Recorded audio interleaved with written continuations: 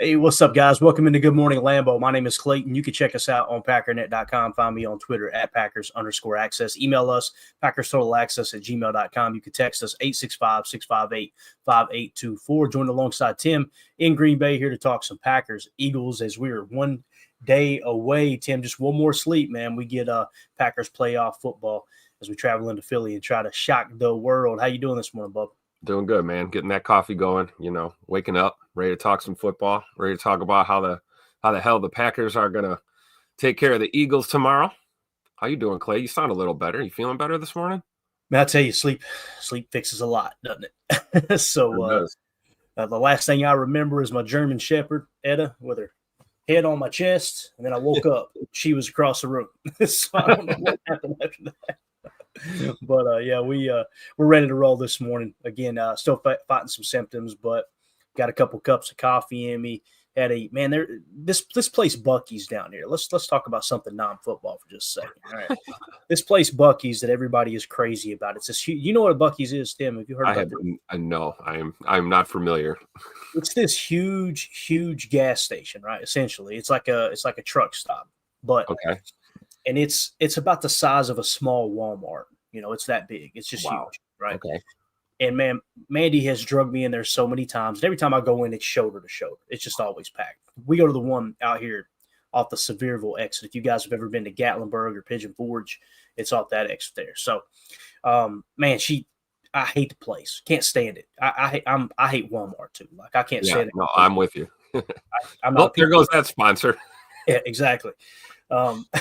That's one that I will say I will never. I will not. We don't want their money. It's okay. Yeah, I will not bow down to the money and pretend like I like Walmart. All right, listen, they got everything you need. We all know that, but man, it's just always just a bad experience. So anyway, she got me to stop again yesterday coming back from Knoxville, and I'm like, God, I'm dreading this. All right, let's go in here, bro. We caught it. I guess where the snow was rolling into town, there wasn't many people in there. We kind of, there was people in there, but it wasn't nothing like it usually is.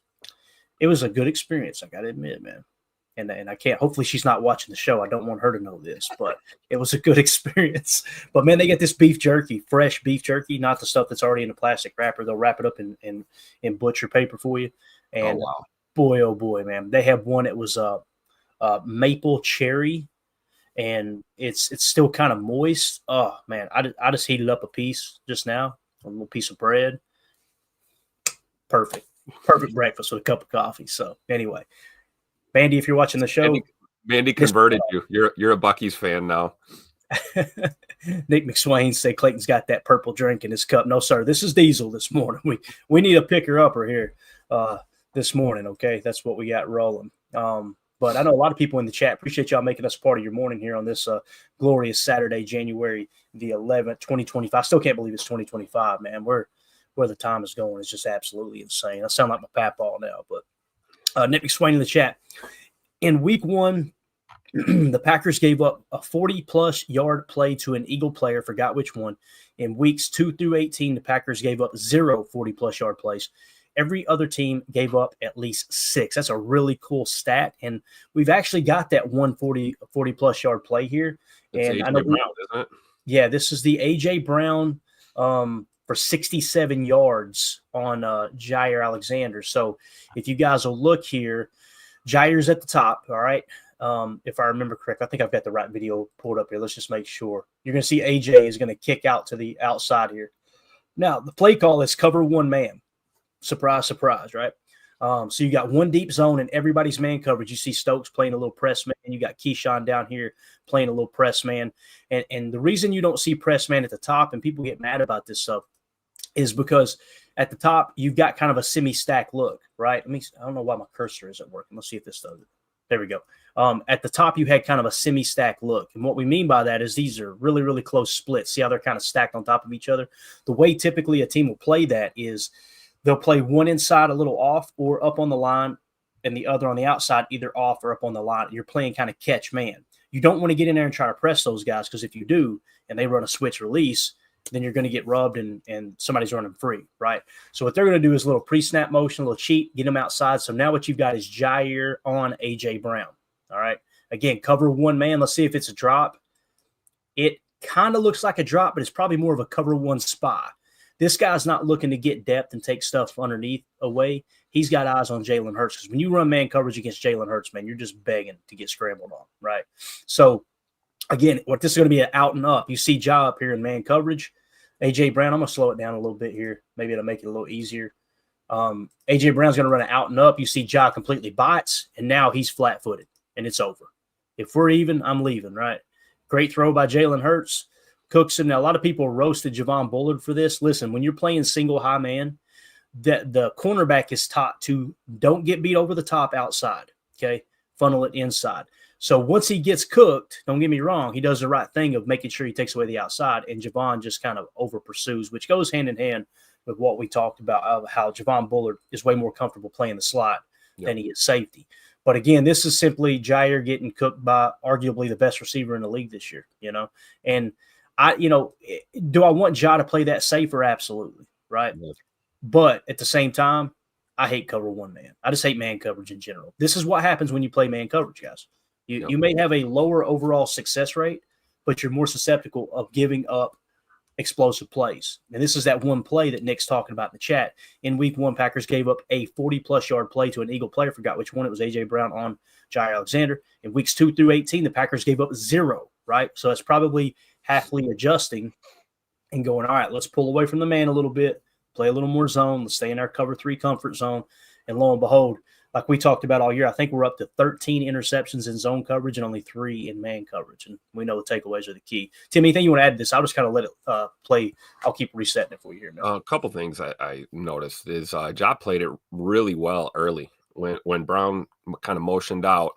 Mm-hmm. That first part of the coverage, look at the feet. Feet are good, really good. But then right there when he bites, it's over, like you said. And that's the problem. I think Ja just read that as an out, and he was probably trying to freelance and jump that out route for a pick or something.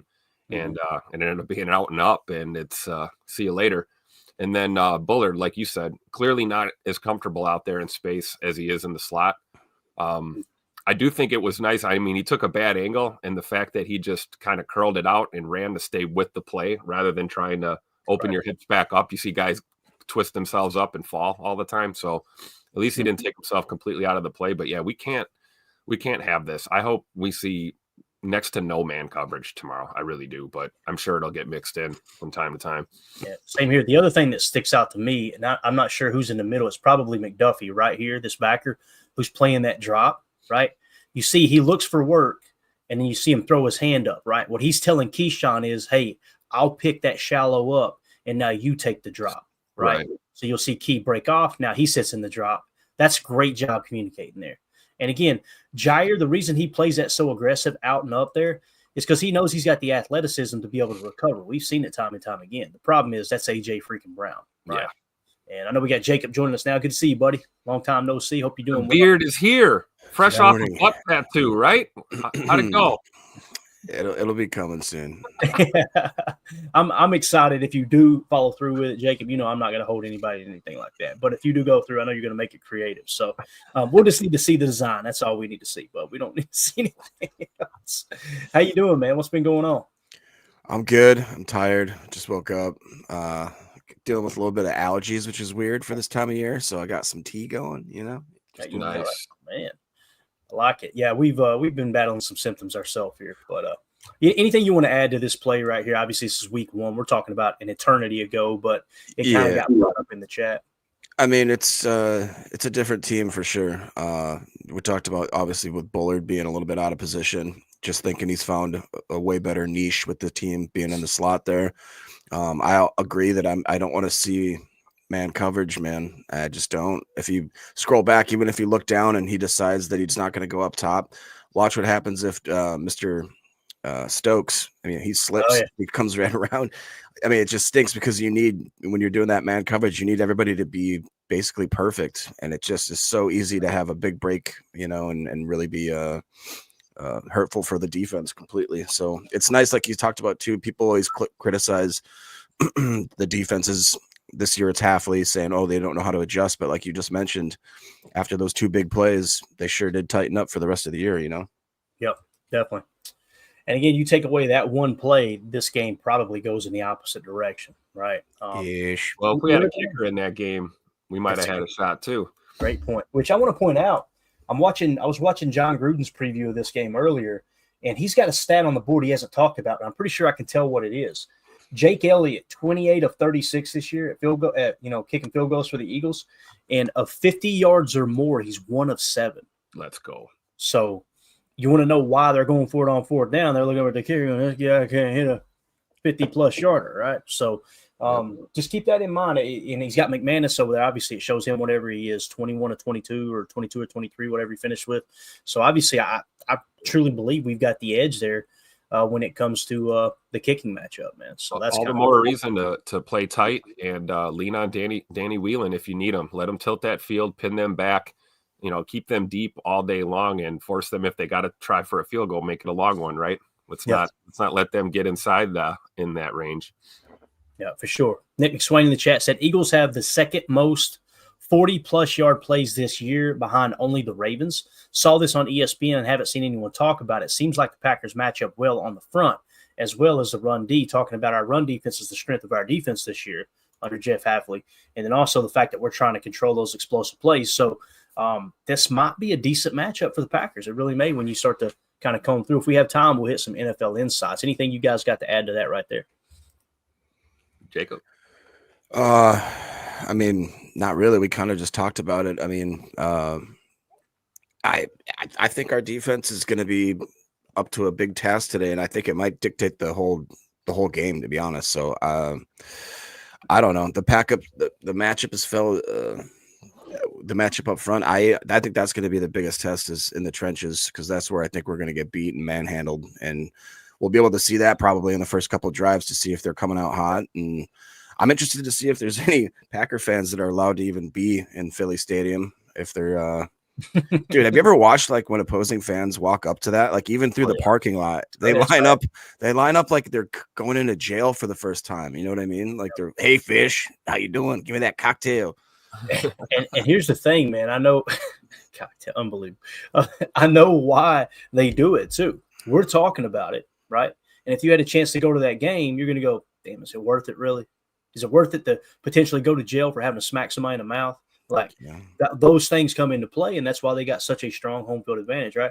Heard Jason Wilde talking earlier from yesterday on their show. I believe it was yesterday's show with Tausch, and said he's not traveling up. He said, although I will miss the fact that, there's nothing better than sitting in the press box trying to, cover the game and get your column and your stories ready and everything to depict this, what happened in this game. And there's Philly fans beating on the glass and just annoying you the entire game, right? He also said he wore a pink shirt to the stadium, got out of the car, and just got absolutely, which you're going to get that anywhere you go.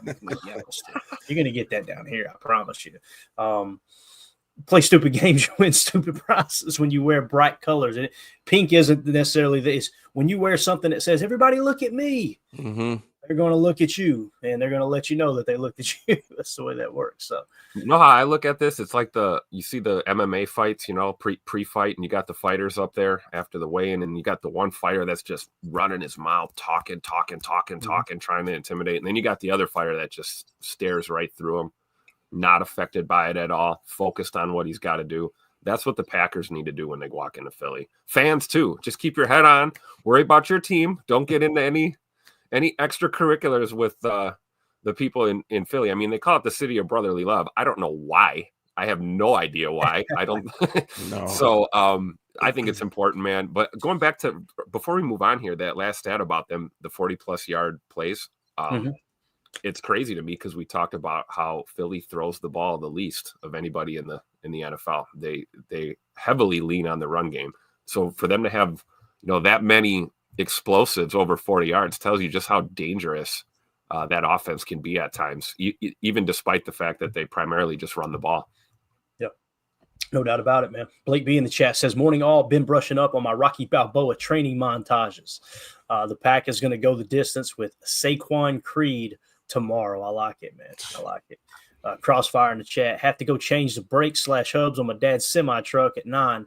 Not cool. I'm going to miss most of the morning PTA, man. You be careful out there, buddy, and follow all OSHA regulations. right? We know we do that down here in the South, let me tell you. Oh, yeah. But stay warm out there, man. We got about 3 inches of snow out here. As soon as we're done with the show, me and Mandy's hopping in the 4-wheel drive, and we're going to go out and play a little bit. So I'm excited about that. That's what's going to happen here this morning. No day. Yeah, Ron Samble in the chat. Interesting how some other teams are now saying play man against Green Bay. I guess that that man may not be so bad against teams that can't beat it. Yeah, the whole man coverage thing, I've heard some people pull the statistics of, well, they've got actually a better passer rating when targeted when they're in man coverage. That may be the case, but that doesn't mean they haven't given up more explosive plays, right? We showed you against Philly.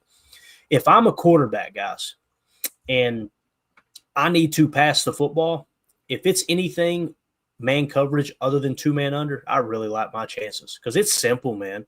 It's middle field open or middle field close.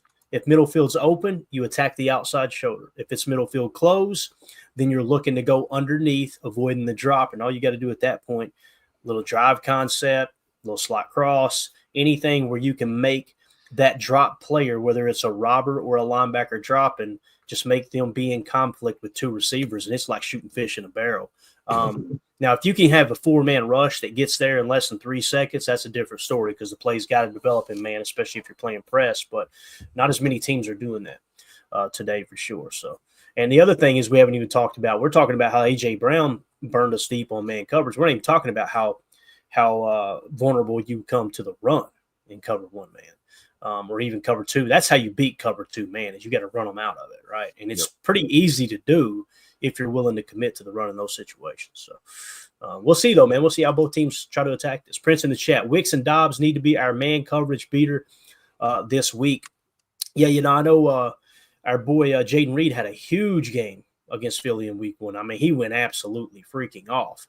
And to me, what I seen there was a lot of zone match.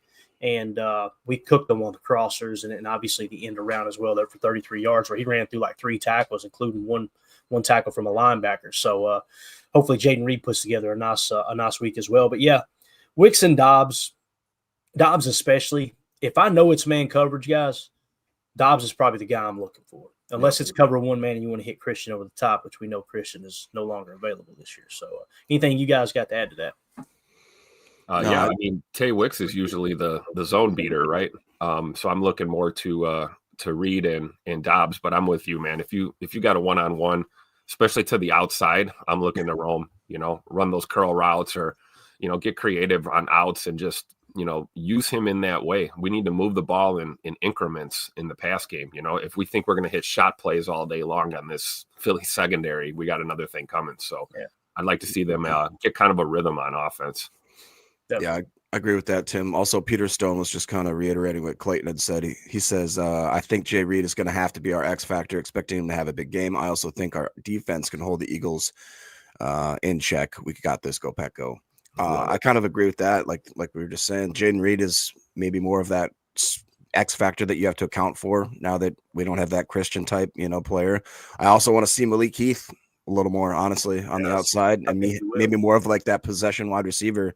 That dude has shown time and time again that he's not afraid to get scrappy, both in the pass game and in the run game. Block him to the water cooler, Maybe Malik Heath steps into that Romeo Dobbs role, and then Rome steps into that Christian Watson kind of role, and everybody just kind of steps up, and we find a way to move the ball. Yeah, definitely. And since you mentioned Jaden Reed, man, that tweet I put out last night about the receiving core, that was the name that kept getting mentioned, just roasted. And I still don't understand it. Like, I pulled it up today. I actually put a tweet out. Everybody's making it sound like Jaden Reed is worse this year than he was last year. And it's simply not the case. Look at the statistics, comparatively speaking. 2024 and 2023 here. I'll try to zoom in. That's about the best we can do. Here in the middle columns here, you've got 2024 versus 2023. Okay. First of all, he has been targeted significantly less, 19 less targets this year. Okay. So he's been targeted 19 less targets this year than 2023. He has 857 receiving yards this year as opposed to last year's 793. So on less targets, he's got more receiving yards this year and far fewer receptions as well. And you think, well, that's because he's not catching the ball, Clay. Listen, his drops have been an issue, but look at the catch percentage. Last year, it was 68.1%. This year, it increased to 73.3%. So his catch percentage went up as well. right? Now, touchdowns, yes, he has 2 fewer touchdowns this year. He had 8 in 2023, only has 6 this year. Right now, we didn't pull up the rushing yards, obviously the rushing stats, so I don't know how that falls. Yards per reception.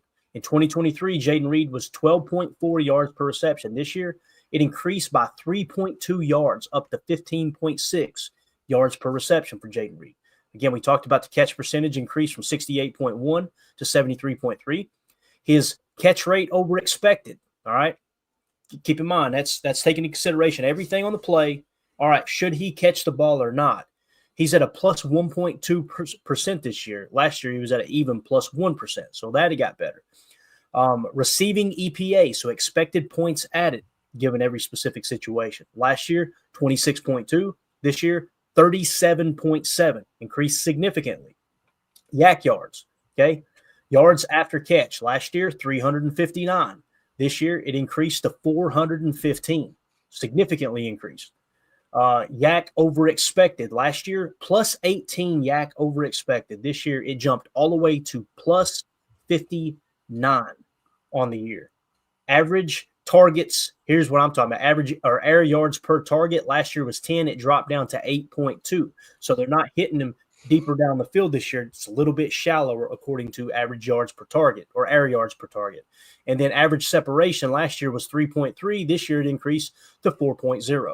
And all of this increase, all these numbers you're seeing increasing off of 19 fewer targets. I don't understand the hatred towards Jaden Reed. It makes no sense to me other than recency bias, where people get all in their emotions and all of a sudden they think because they see him have 1 or 2 key drops in a game, well, this guy's trash all of a sudden. It doesn't make any sense to me. So what do you guys think about that? Anything you want to add? If you disagree with me, it's totally cool, man. I'm starting to feel like I'm in the minority with this stance, but it just makes it's kind of like the Rashawn Gary talk.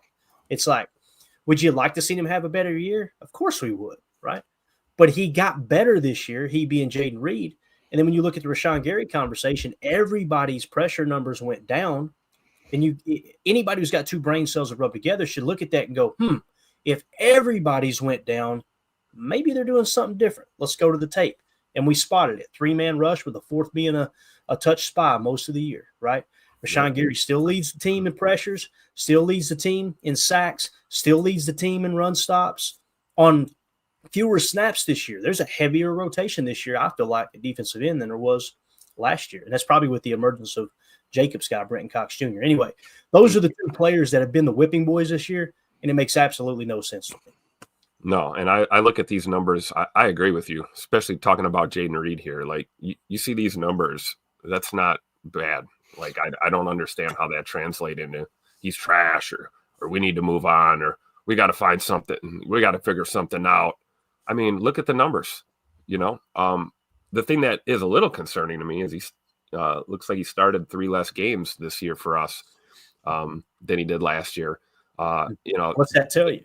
Yeah. A lot of talent on this wide receiver room, right? Yep. Or you're pressing into 12 a little bit more. Now, Keep in mind the game started, to the best of my knowledge, Jacob, you correct me if you understand this wrong. That's just that opening play. Right. Who do you send out there? So it probably means this year they opened up in 12 personnel, right? So that's why it's important to go to the targets more than anything, right? And what it simply tells me is it's one of 2 things. Either Matt LaFleur wanted to make up for offensive production somewhere else and try to hit on something else they're seeing on tape, or these defenses are really clamping down on the crossers and trying to take Jaden Reed away. I think it's the latter based off the tape I've seen. But, Jacob, you have the floor here. But what do you think about Jaden Reed? Is he overrated, underrated? Am I off my rocker here, man? No, you're right. I just had to ban a Bears fan real quick. I think the hate on Jaden Reed is completely ridiculous. Again, it's going to be one of those drive-by fans. I hate saying it, but you got to look into the numbers. And as far as the game started thing, that could be a number of things like you talked about. It also coincides with while we're running Jacobs, I believe, first of any other team in the NFL in the first quarter. So I'm sure that has some play in there going, like you said, in more heavier personnel, getting ready to run the ball. And I think the biggest compliment I can give Jaden Reed is, in my brain, I think that he's a 5-year veteran. Like, my brain doesn't compute that he's only a 2nd-year guy that's really coming into his own, and he's not even hit his 3rd-year stride where they claim, you're going to make that biggest leap kind of thing. And I just think that coming back next year, especially because now we're obviously not going to have Christian, at least for the beginning of the year. He's going to be thrust into a more of a starting role, more of a leader role. And I think he's going to handle it really, really well. He's shown that no matter how much we put on his plate, he stands up to it. And of course, yeah, could he have been a little better this year? A lot of people could. I could have been a lot better this year. I think he'd be the first to admit that he wanted to maybe hit a higher goals or maybe be more flashy in certain stat categories or whatever. But I'll take that all day long. That's just, to me, that's a lunch pail type of receiver that's going to go get it. Yeah, you hit it on the head. It's the targets, right? And his targets are down this year, and I think it's because of the run game. We weren't giving Aaron Jones 20-plus carries a game when he was here. We were getting offense going in other ways. Josh Jacobs carrying the ball a lot, and us kind of leaning into the run this year certainly will take targets away from your receivers just by default. Yeah, and just going through too, like when you look at the extra targets there, and I'm just kind of doing quick math. When you look at his catch percentage, when the ball's thrown to him and how often he catches that ball, it increases 73.3%, right? Well, if you increase his targets to the number in which they were last year, at 64. And this is just rough math. And then you average it out with his catch percentage. That's probably, 19 fewer targets this year. Probably going to have somewhere, if I had to guess, somewhere between 10 and 12 extra catches. And he's averaging 15.6 per reception. You do the math there. You're talking about an extra 150 yards. Lo and behold, you look up and he's a 1,000-yard receiver. And now everybody's going, whoa, look at Jaden Reed. The lack of targets is the difference here. It's real simple. Now, I'm not going to sit here and bash the coaching staff and go, why didn't they get him more targets? That's a very, very deep question that you've got to find the answer to on the tape. And I guarantee you, if we comb through every one of these games and said, why didn't he have 3 more targets, right? It's probably not going to be because Jaden Reed was lazy in his route.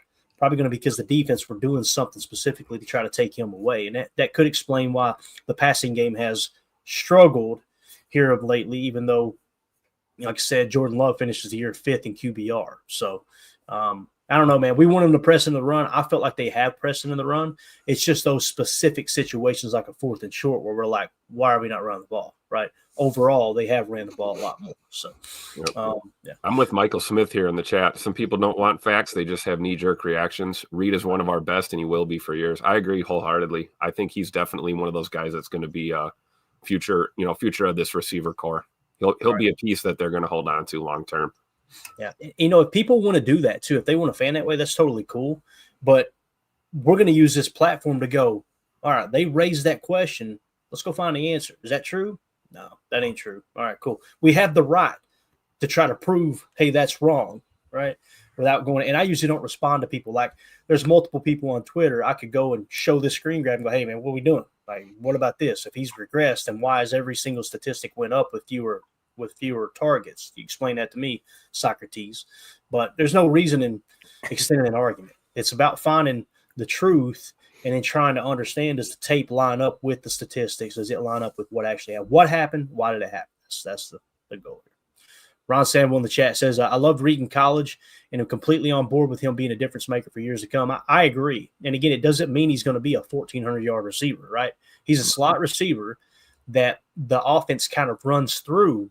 But when defenses go to take him away, that's when you got to switch up and go to the spacing game on the outside. And I think that's what the Packers will try to do, that in combination with the run for sure. Ron Samuel in the chat also said Baz is going to Philly. He will be doing some live streaming, which could be funny. Godspeed, Baz. Baz, a very good friend of the network. He's been so good to me this whole time. I filled in for him once or twice on an NFC North roundtable. And he's just been, like I said, a good friend of the program. And hopefully he's safe out there, which he knows how to handle those Philly fans. He's been to several games in Philly.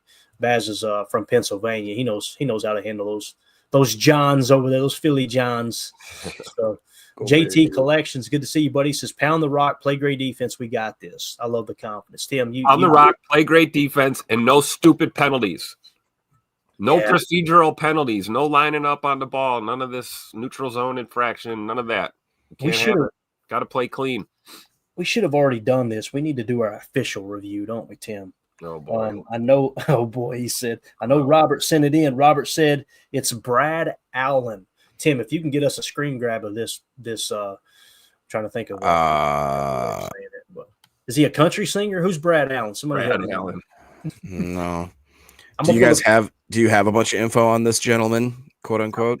I'm gonna get it right now. I've got it ready to roll. So let's let me drop this one down. Let me get the Jaden Reed. We're done with Jaden Reed, right? You guys don't need those stats anymore, right? We're good. Yeah, we're good. Right, cool. Oh no, this guy. Oh It's no. knucklehead. Here we go. Let's look at the stats. Let's go to the tape. Yeah. All right. Brad Allen. First of all, we're going to sort this. This is all the officials. We're going to sort by most penalties, average per game. Okay. This is flags thrown per game. Brad Allen is right in the middle of the pack, really, averaging 12 penalties per game. There's actually 1, 2, 3, 4, 5, 6, 7, 8, 9, 10 other officials who have thrown more flags than him. When I say him, I mean his crew, obviously. Tim, what's this guy look like, man? We need to get a beat on him, put him on a milk cart or something. Man, let me share the screen. I was trying to download a picture, but take your time. Take your time. We could chat. Not worth downloading. It's not worth downloading. I don't want this guy on my computer. Oh man, Jacob, what do you think, man? What do you have on Brad Allen? I need to know, man. Well, I mean, I could reference back to a Pack Daddy post where he used some sort of website that does like a conglomeration of all of their kind of statistics where they it's kind of like the PFF and stat watching for the refereeing crews. And let's just say that it's not great.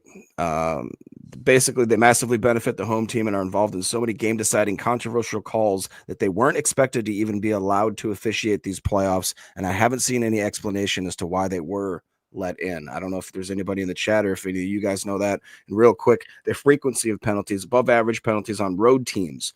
Brad Allen's crew has historically called an above average rate of penalties on road teams. This tendency was notably observed in games where there was a significant disparity in penalties called between home and the away teams.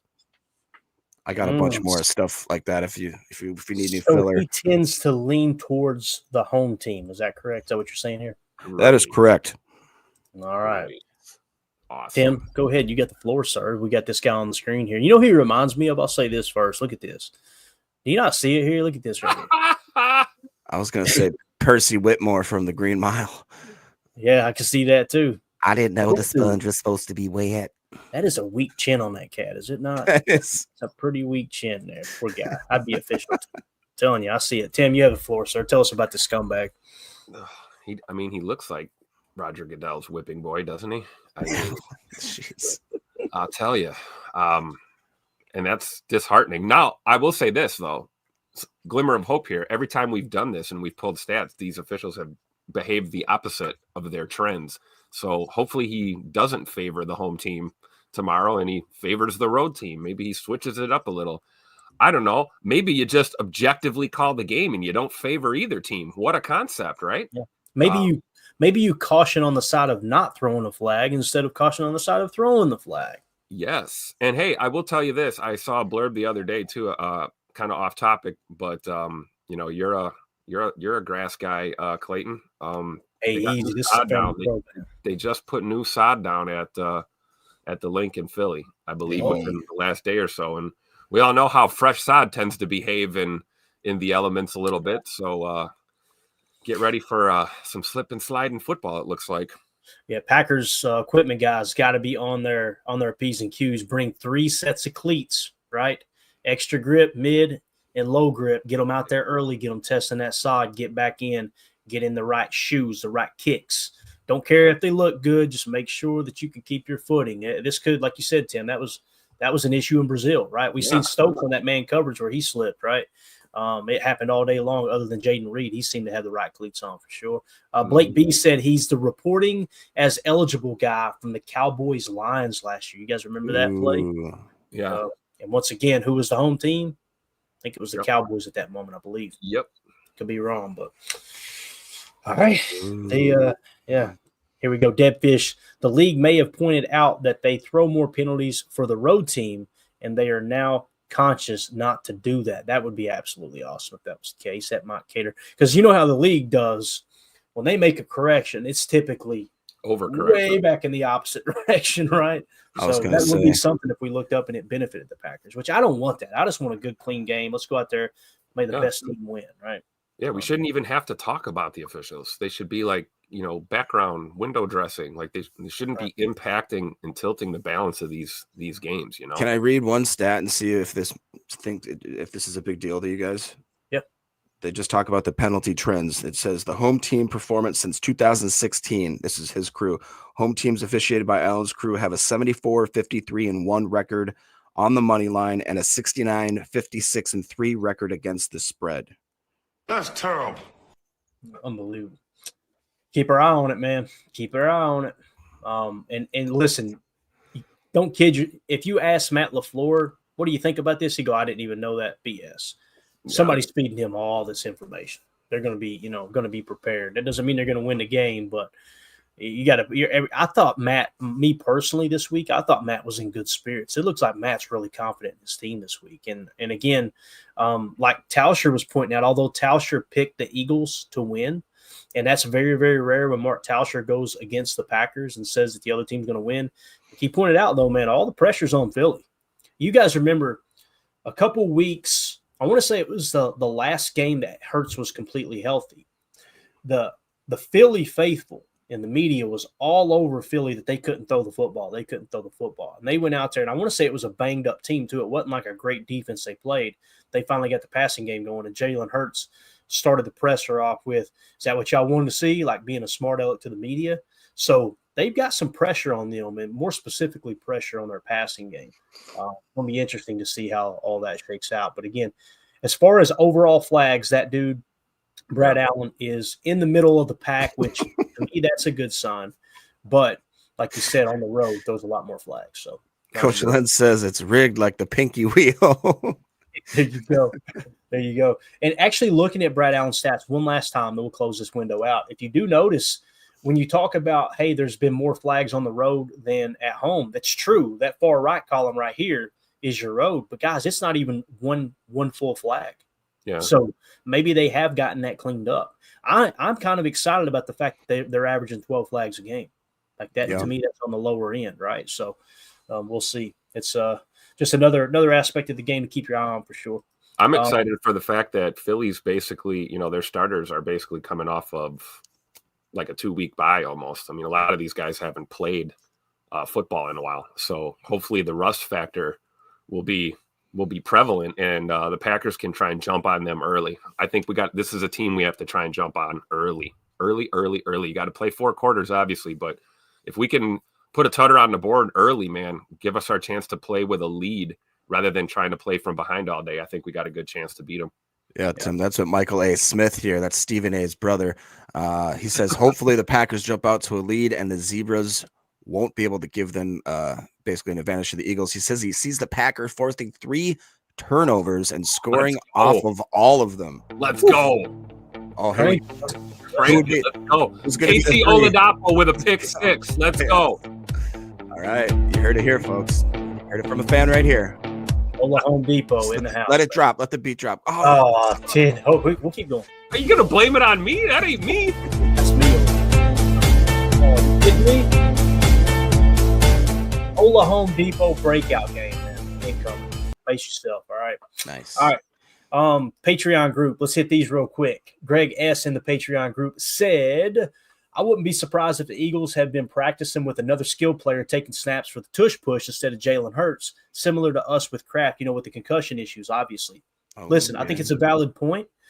It will not work the same, I don't think, because Jalen Hurts squats an unbelievable amount of weight. That's the reason it works so well, is him getting a good center of gravity and being able to drive with his legs, being so strong there off the squat rack.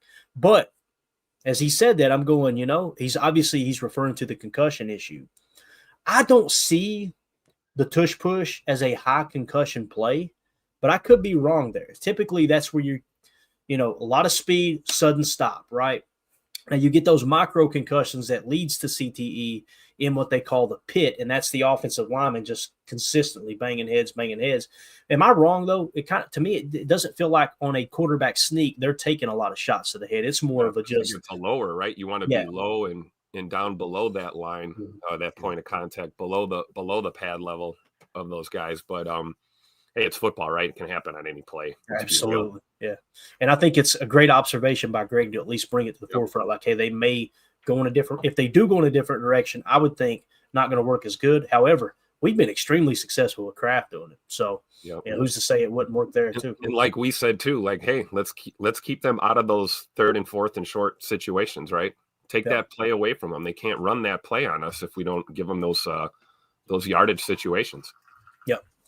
Greg S. also in the Patreon group here in the questions tab said, Jalen said he wasn't able to do any film study while on protocol. That must be a rule. I didn't know that. That's interesting.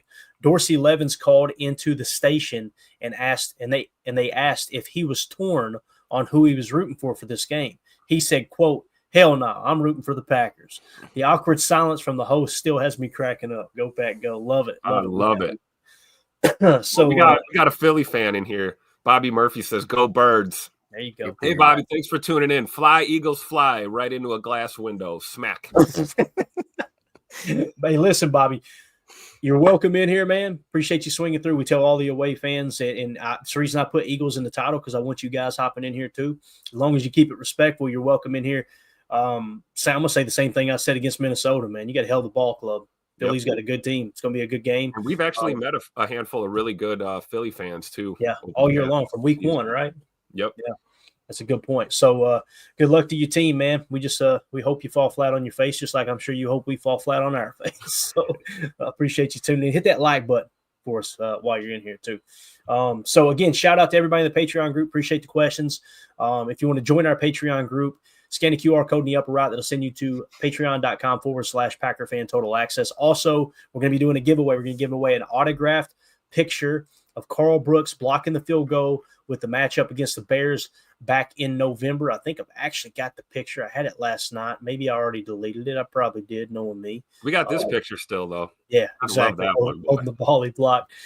So it's a really cool picture of him blocking the kick. It's autographed by Carl Brooks, says dub block, and it's got the date on it. So if you guys want to get entered into that, just make sure you're a member on Patreon of one of the 3 tiers, or you're a member here on YouTube. That'll enter you into the contest. And you got to have your you got to have that in by midnight tonight, okay? That way I can get all the CSV data and everything into the system and get everybody entered into that. But we appreciate y'all so much for supporting the show. It's just a way for us to give back to you guys and gals. Now, I want to look at one other thing in the Patreon group. If I can find it here, hopefully I can. We have the winners of the Fantasy League, all right? And this is something that Carly, shout out to her. She was able to do this for us this year and created a fantasy league for our Patreon members. You had to, it was kind of first come, first serve signing up. And we have those winners. Let's go ahead and pop that on the screen. Give a shout out to all of them. Probably going to have to click on the image. Yeah, you can see this. So first place, right, was Hunka Burning Love. He won $120. So that was the payout on first place. Really, really cool there. Second place was Numbschools with an $80 payout. Third place was Trevor from Virginia with a $40 payout. And then they gave a fourth place $20 award. Goes to CJN, airing it out.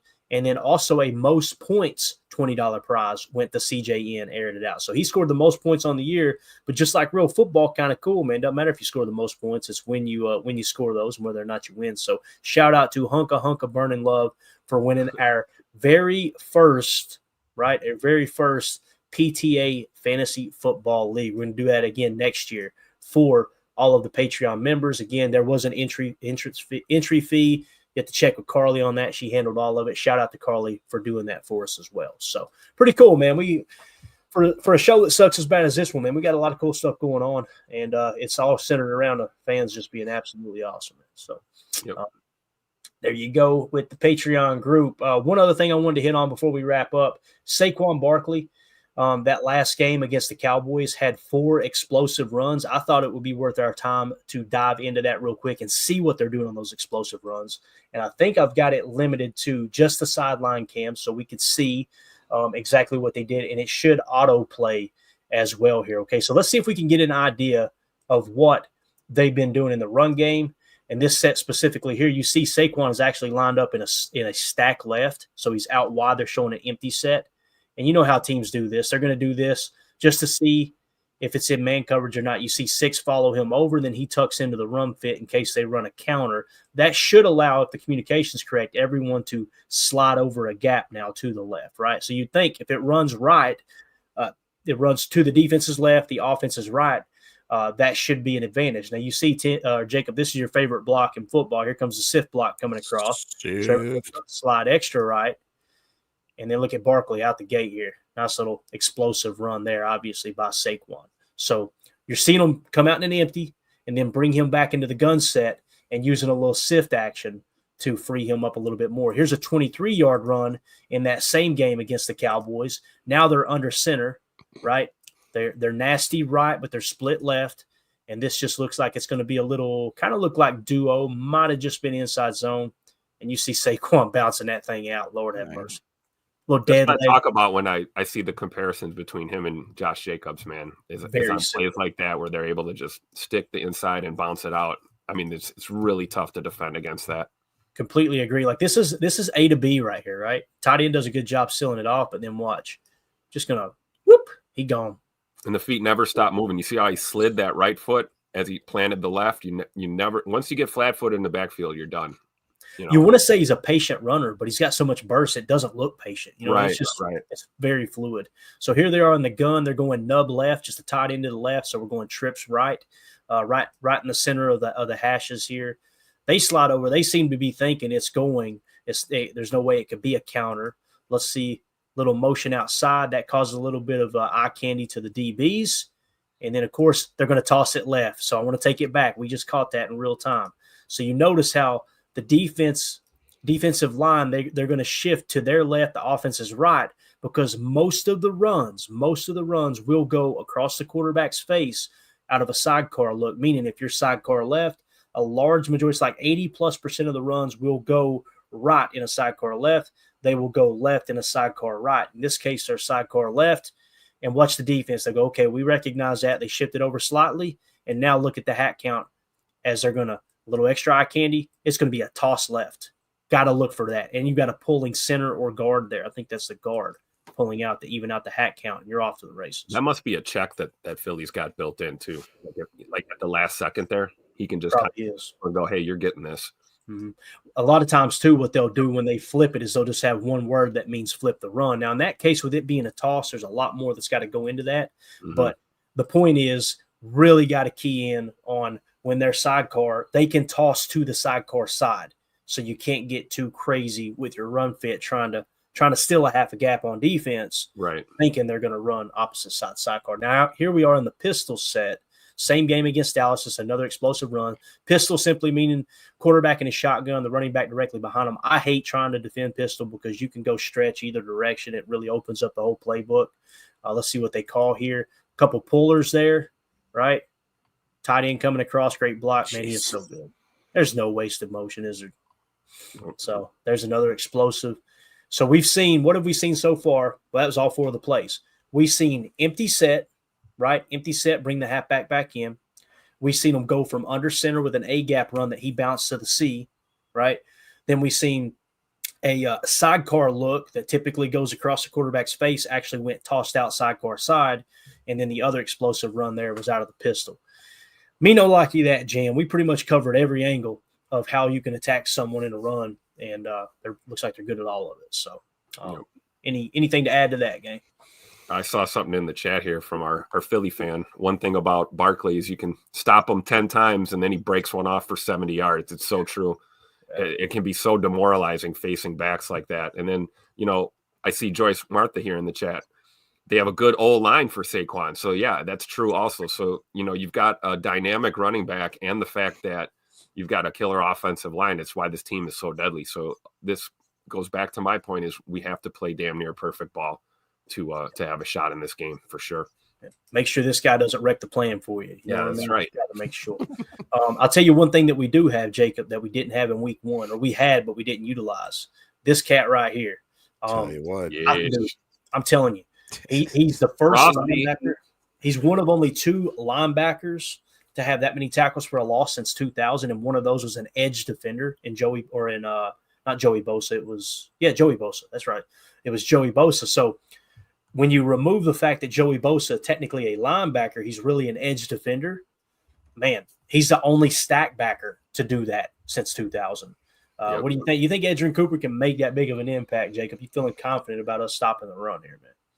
Yeah, I really am. I think a combination of possibly having Williams back, definitely having Cooper on his ascension, maybe having Quay back. Plus, you add the addition that we have an actual tried and true kicker. This is a very different team, and I think a lot of people are rightfully so focusing in on the quarterbacks, but there's a lot of other issues. We've highlighted a lot of them today in this episode as to why the Packers may absolutely pull one out. And we've talked about it before. We went into the playoffs not necessarily being a juggernaut, not with a bunch of confidence, with a lot of people talking a lot of smack. And if you come in here, if we come in there into Philly and absolutely any kind of win, it doesn't matter if it's last second, any kind of win, we immediately flip the script and people have to start taking us seriously. Respect our authority. There you go. All right, let's go rapid fire in the chat as we wrap this show up. Philly Boy says, love from Philly. I'm going to the game. Go, Pack, go. Let's get it, man. I love it. Me lines. I love it, man. Love it. Appreciate you tuning in, pal. Ron Sample, Eagles think DeJean will be the difference against Reed. We will see. Absolutely, we will see. And again, DeJean has played great this year. That's going to be a really, really good matchup. I got to be real with you, though. If I'm the Packers and I'm coming out and I'm looking at DeJean in the slot, he's grading out as their best corner.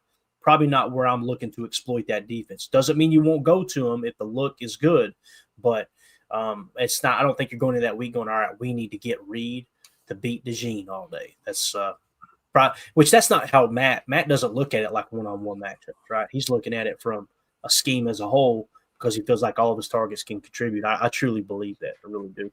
Packers Kingdom, if the Eagles play zone, do bubble screens or RPO or screens outside run zone or outside zone run. And if they play man, Love needs to use his legs. Amen to that. I was thinking about that the other day, guys. When they came out in two-man under, you got to run them out of two-man under. But, boy, they should be very, very vulnerable to the quarterback scrambling. I think that there's some people that believe that Jordan still isn't 100% with his legs. There's probably some validity to that. It's probably going to take a full offseason to get him kind of back where he was. But you need to trust your legs in this game, man. You need to. Because if they do play man coverage, then obviously you need to run on it. I don't think they're going to be playing a whole lot of man, me personally. I think they're going to be playing zone match, which translates to man if the look is right. But you can't just bank on the quarterback running if you don't know their specific zone match call. Joyce Martha, I listened to an Eagles podcast that had Greg Cosell on, and they were talking about this game. Everybody go look for that. Greg has done a lot of work for Eagles.com over the year. I think he's from the Philly area. He stays in NFL Films. He pretty much lives at NFL Films, which I think is very close to Philly. I can't remember exactly where it's located. But, yeah, if Greg Cosell has anything to say about this game, man, tune in for sure. Coach Lynn, Packers wide receivers have to clean up the drops tomorrow. Those are the drive killers. Amen. If you catch the football, you keep those drives extended, especially on third down. I think you got a legit shot of winning this game. Peter Stone, now I heard a rumor that we might use Luke Musgrave at wide receiver this week. Have you guys heard anything about this? If so, what do you guys think of the idea? That rumor is a bunch of fans going, we need to have a Musgrave game. And it could happen. It could happen. Now, we've seen it in Bunch Nasty X out of 12 personnel last week. He was flexed out wide. But, again, one catch. It was a good catch. Don't get me wrong. Diving catch. Made a great play on the ball. Tim, I seen you laughing about that. I don't know where the rumors are coming from. I hope he goes off. I'm just not holding my breath for it because we haven't had that precedent for it, you know? Yeah. It might have been started by me a little because I'm the one who said, Musgrave's a big-ass receiver. That's how I look at him in this offense. But, no, he's definitely playing the tight end. Will be interesting to see, though, maybe if they mix in some 12 personnel there and see what it looks like with some two tight end sets. But, I don't think they're going to have him playing boundary X or anything crazy. Yeah. Speaking of big asses, J. Cole says, quote, Emilio's ass canvas, LOL, as you guys have seen when it shows our names here on the show. I believe that Jacob has his name. Let's see. Is that what we got? Yes, that's correct. So Michael A. Smith in the chat. If they hold Barkley to under 100, we win. I know it's simplistic, but I don't want to be like Stephen A. and act smarter than I am. You hurt me, Jacob. You hurt me, Brett. Perfect drop, Tim, on his A game. Nate Dizzle, DeJean won't even be on the field in our two tight end sets. And if he is, he will be bullied by our stud tight end. See, we talked about that, Tim. If we go to 12 personnel, do they pull DeJean off the field? PFF seems to think they do, but I haven't watched enough of their tape to know whether he goes to safety or comes off the field. We got Brian in the chat, our favorite Eagles fan. He said, we don't use 3 linebackers, 12 personnel. Vic Fangio either plays 5 D linemen or big nickel with DeJean. So there you go. There you go. That's the answer to the question. So sounds like DeJean will stay on the field whether we're in 12 or not. Kind of like how we use Bullard. Like some people still look at Bullard as a safety. I see him as a corner. So I don't really call it big nickel. We tried to play him in the slot all year long regardless, right? So, but if people want to call it big nickel, totally cool. But thank you for that information there, Brian. We remember you from week 1, man, all because of that profile pic that I absolutely love. Makes me giggle. But appreciate you tuning in, Bob. Nate Dizzle, okay, did we? Yeah, we hit that one. We're good there, right? Bobby Murphy says your best bet is to hope Hurts is rusty after missing the last 2 weeks. Pressure him early and often. You know, I've heard people say that you need to pressure Hurts. I don't think we will do a whole lot of pressuring in terms of bringing a 5 or a 6-man rush, but there'll definitely be a touch spy involved. Meaning there'll be a defensive lineman that's looking to occupy a double team, not really rush the quarterback, but kind of fade back. The way that we attacked Caleb Williams the first time we played the Bears this year was they had Edgerrin Cooper spine, and Edgerrin Cooper couldn't – I don't want to say he couldn't. It wasn't good. He kept taking bad angles thinking that he could outrun Caleb, and I thought he could too, and you got to tip your cap to Caleb, the fact that he can run that fast. But – Jalen Hurts, I don't know, man. I feel like Jalen Hurts is way, way more athletic than Caleb Williams. Yeah. But I can't BS, man. Caleb impressed me with his legs this year. There was a couple times it's like, damn, he's faster than I thought he was. And we know he didn't run the 40, right, during the combine and stuff. So it's kind of hard to get a true gauge on that.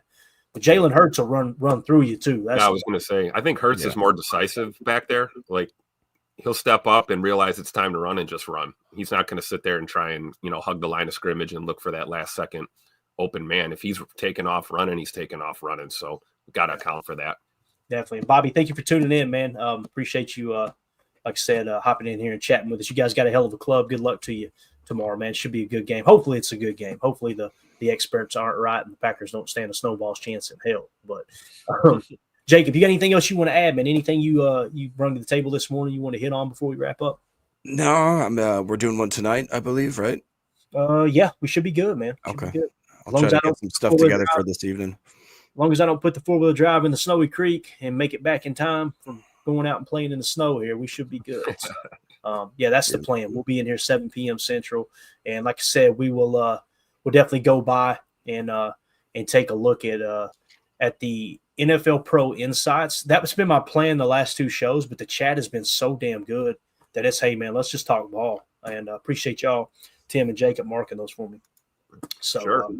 There you go. Donovan Schilling, hit that like, fam. Yeah, appreciate that, Don. If you guys would take a quick second, we hate to ask, but if you hit that like button, feel free to sub, share the, whatever. Just hitting the likes enough, it helps boost the algorithm. I couldn't tell you how many Packer fans have messaged us and been like, I didn't even know this show existed because we're so far in the algae. I hate promoting. I hate self-promotion. It sucks. But if you're going to grow a YouTube channel, you definitely got to ask people to hit that like. So it is what it is. Heard it from a fan right here. Yeah, Tim, you good, man? Anything else? All good, man. Just looking forward to breaking this down a little bit more tonight. Like Jacob said, we'll do a little more homework, and before you know it, it'll be time for football, man. It'll be time for all the talk to be over and get between the lines and see who the bigger man's going to be on Sunday. So looking forward to this game. All right, good deal, boys. I appreciate y'all so much for jumping in here. Obviously, we're feeling better. Hopefully, we don't crash and burn like we did last night. Jacob, you wasn't in here, man. The symptoms caught up to me. I'm still battling the backside of whatever I had. I don't know if it was COVID or what. I'd be damned if I'm going to go down there and ask them if I had COVID. We're just going to roll. You know what I mean? But by the end of the show, the ears were glowing red. I was stumbling over my words. It was bad. Yeah, he not only rambled, but he rumbled and stumbled. Exactly right, John. All right. We'll be back tonight. Look at this. Kyle, go Pack Go. I'm in Germany promoting the show. Germany promoting the show. I love it. Das ist gut. I got to make it to Germany, man. My brother was stationed over there in the Army for about, I don't know, it was about 8 months. He's like, bro, those people are unbelievable. Like, he was just talking about to and from the military base. They treated the American soldiers like royalty. Everybody was great. One thing he did say, this was in the early 90s, he was like, They have beer and soda machines over there. That's what he said. Nice. So Nice. these are my people. All right. So anyway, yeah, thank you for supporting from beautiful Germany. All right, we're out of here, guys. We'll see you tonight, 7 p.m. Central for PTA Live. Everybody have a wonderful day. Stay safe out there, and go Pack. And we go. Bye, guys.